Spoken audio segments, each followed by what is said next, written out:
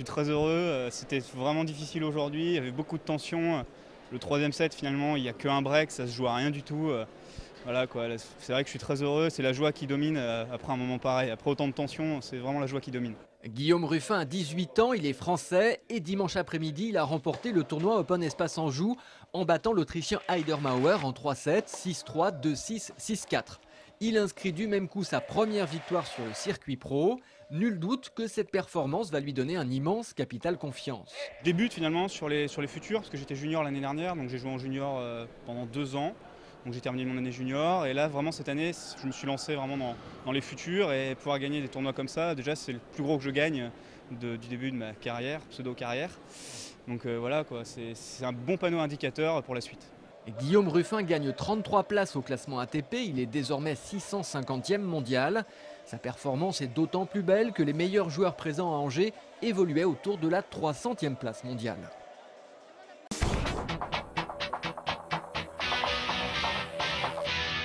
Le rallye des Coteaux du Léon avait lieu ce week-end et c'est le couple Patrice et Véronique Laroche qui a remporté la course à bord de leur Renault Mégane Kit-Car. Autour des 200 pilotes et copilotes rassemblés sur l'événement, une quantité de personnes sont venues aider et soutenir les concurrents.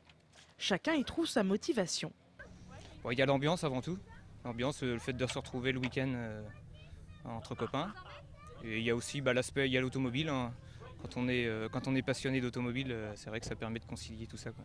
C'est très sympa, c'est familial, c'est les grillades, les soirées ensemble, non, c'est bien. Le stress d'être à côté d'eux tout en n'étant pas à côté d'eux. Isabelle est non seulement femme de copilote, mais prise au jeu, elle a elle aussi déjà rempli cette fonction de plus en plus féminine. Grâce à mon mari en fait, j'ai découvert le sport auto. Donc j'ai navigué pendant 3 ans et puis suite à l'arrivée des petits bouts, on a mis un petit peu le loisir de côté. Et donc là, mon mari a l'opportunité de rouler, donc je le suis à 300%. Et puis on verra, pourquoi pas, on ne désespère pas de remonter dans une voiture ou même, pourquoi pas, essayer de piloter. Mais bon, il est vrai que c'est un sport qui coûte énormément cher. L'émission Sport 7 reviendra cette semaine sur cette 19e édition du rallye des Coteaux du Léon avec en invité des participants angevins.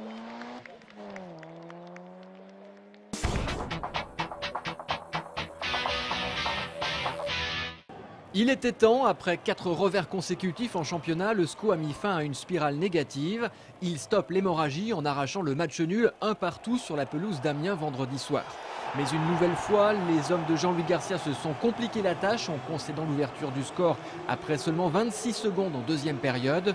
Contrairement à leur dernière sortie, les scoïstes vont trouver les ressources pour égaliser par l'intermédiaire d'Olivier Aurillac. Ils sont aujourd'hui 7e à 8 points du 3e. Handball, Angers-Noyant s'impose face à Limoges 28-23.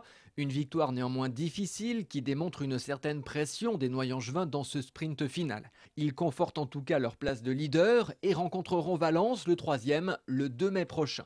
En basket, l'ABC s'impose à l'extérieur et remonte à la 5e place de National 1.